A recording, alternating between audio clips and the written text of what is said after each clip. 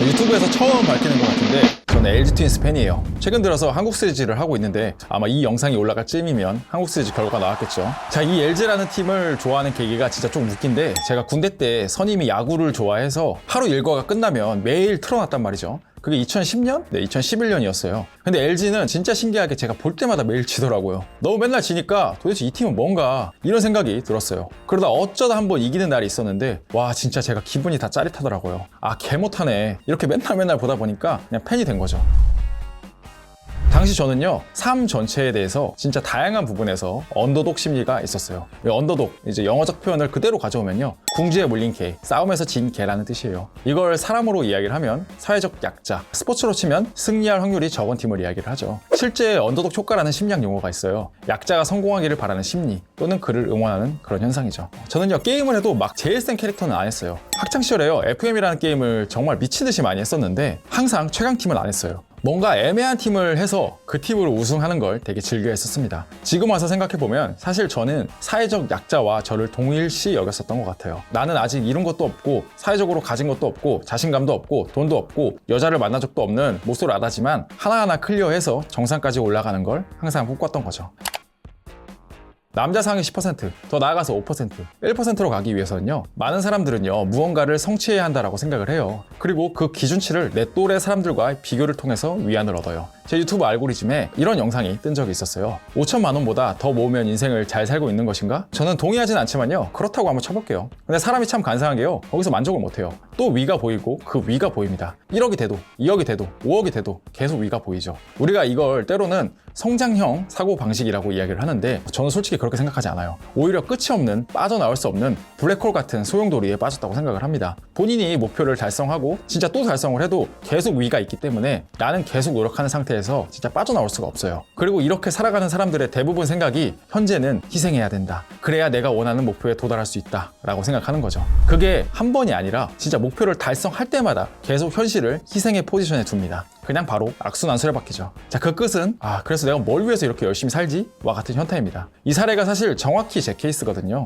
목표를 달성해도 항상 그 상위 목표가 있었어요. 몸을 잘 만들어서 바디 프로필을 찍었어요. 만족을 못해요. 저는 팔 근육이 조금 약한 편이거든요. 그리고 전체적인 바디 프레임이 엄청 넓지도 않고요. 자, 그러니까 나보다 프레임이 넓고 팔이 두꺼운 사람을 보면 부럽고 그 사람들밖에 눈에 안 들어오는 거예요. 여자 진짜 수도 없이 많이 만났어요. 그런데 저랑 같이 놀던 놈이요, 정말 누가 봐도 예쁜 여자를 만나고 있다면 진짜 바로 질투심이 올라와요. 내가 더 예쁜 여자를 만나겠다고 이 끝이 없는 질주를 계속합니다. 딱 자산이 1억 정도를 조금 넘었었을 때 그래도 수고했네, 뭐 이런 생각은 진짜 1%도 안 들었어요. 그냥 아직 갈 길이 멀다. 너 목표는 경제적 자유잖아. 몇십억까지는 한참이야. 너 노력해. 듣기만 해도 숨 막히지 않나요? 근데 제 마인드의 방향성이 이러하니까 제가 좋아하는 스포츠 팀부터 제 모든 삶의 패턴까지요, 정말 저도 모르게 정말 무의식적으로 계속 결핍을 느끼는 방식으로 살아가고 있던 겁니다.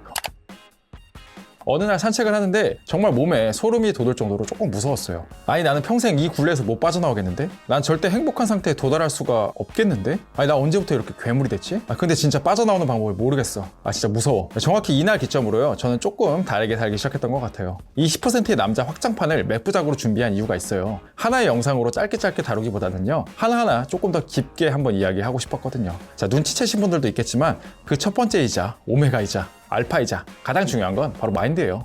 또 뭐 추상적인 이야기 하려고 하지? 근데 한번 진짜 잘 들어봐요. 진짜 소름 돋지 않나요? 제가 아무 연관도 없을 것 같은 언더독 심리, LG 트윈스부터 해서 돈, 여자, 몸, 모든 부분까지 비슷한 생각의 방향성으로 살고 있었다는 것이요. 근데 이건 스스로는 모른다는 거예요. 저는 그냥 그래, 어차피 인생 열심히 사는 거 너무 당연한 거잖아, 이런 식으로 생각밖에 못했다는 거죠. 이걸 큰 관점에서 보니까 내 행동이 이해가기 시작했던 거예요. 사실 내가 LG를 좋아하는 이유는 매우 일관성 있는 과학이었다는 거죠. 최근에 유튜브 댓글에서 이런 댓글들을 봤어요. 존중은 합니다. 저격도 아니고요. 하지만 저는 꽤 높은 확률로 유추할 수 있어요. 자, 이분들은 꽤 오래 전부터 지금의 패턴과 크게 다르지 않았던 삶을 살았을 거고, 앞으로도 오늘 살았던 생각과 행동을 계속 반복할 것이다. 그러면 당연하게도 앞으로 큰 변화가 일어날 확률은 적다. 사실 지금 제가 이야기 드리는 건요, 누구나 유추할 수 있는 부분들이에요. 근데 정말 소름 돋는 건요, 남에 대해서는 이렇게 생각할 수 있어도 스스로에 대해서는 전혀 그렇게 생각하지 못한다는 겁니다. 나는 힘들고 빡세고 두려움도 많고 걱정도 많은 사람인데 그걸 할 수 있겠냐? 스스로를 합리화로 가두고 자기가 못할 이유를 그냥 끊임없이 만들어냅니다. 누구도 뭐라고 하지 않아요. 근데 이 사람은요, 그냥 과거부터 계속 이런 식으로 사고하고 행동했을 거라고요. 그냥 이렇게 마인드가 꽤 오랜 기간 합리화하는 구조로 자리 잡혔을 거고 삶의 모든 부분에 영향을 미치겠죠. 나 바쁘잖아.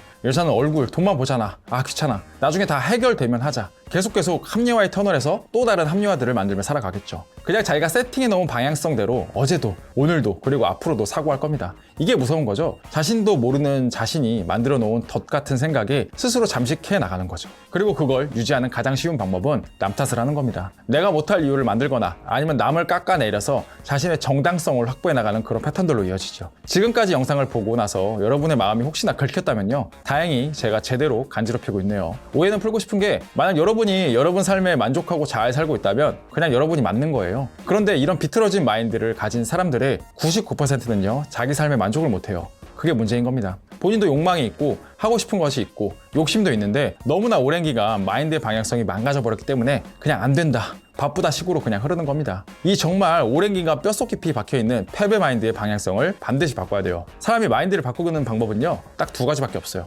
1번, 죽을 뻔한 위기를 겪거나 2번, 반복적으로 세뇌하거나. 정말 이 두 가지 방법밖에 없습니다. 제가 나를 계속 결핍에 두는 방식으로 살아갔다가 마인드가 변했다고 했죠. 계속 진짜 나를 갈아 넣다 보니까요, 어느 날 진짜 새벽에 쓰러질 뻔해서 응급실을 간 적이 있었어요. 저는 진짜 죽는 줄 알았습니다. 이런 일을 겪고 나니까 생각이 안 바뀔 수가 없어요. 근데 생각을 바꾸려고 이런 경험까지 할 필요는 없잖아요. 우리는 2번으로 가야죠. 마인드를 바꾸는 건요, 지금까지 살아왔던 생각과 싸우겠다는 거예요. 물체도 관성의 법칙이 있는데 이 몇 년, 아니 몇십 년, 아니면 태어났을 때부터 마음속에 자리 잡혔던 이런 껌딱지 같은 마인드가 순식간에 바뀌겠어요? 아니죠. 세뇌 수준으로 가야 돼요. 그런데 이 세뇌가 정말 생각보다 할만해요. 여러분도 한 번씩은 들어봤겠지만, 나는 날마다 모든 면에서 점점 더 나아지고 있다 라는 자기 암시가 있어요. 에밀 쿠에라는 프랑스 약사가 이 단순한 문장만으로 실제 약 처방보다 훨씬 많은 환자를 고쳤습니다. 김연아, 장미란, 마이클 펠프스 뿐만 아니라 성공한 운동선수들이 왜 매번 이미지 트레이닝을 할까요? 할 짓이 없어서 매일매일 마인드, 생각의 흐름을 만드는 겁니다. 이 사람들은 정확히 알거든요. 자신의 생각에 따라서 자신의 행동의 대부분이 거기에 맞춰서 변한다라는 걸. 매우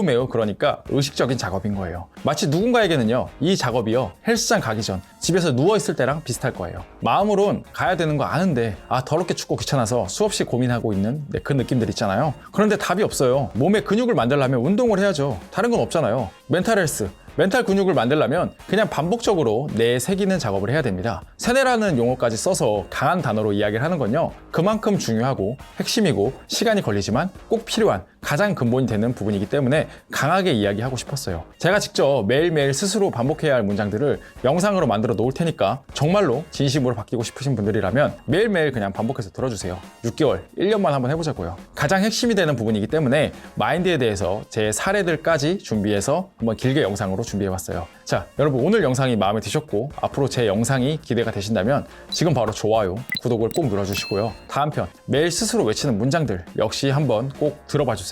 자, 마인드에 이어서 계속 10% 남자 확장판 영상으로 찾아뵙겠습니다. 감사합니다.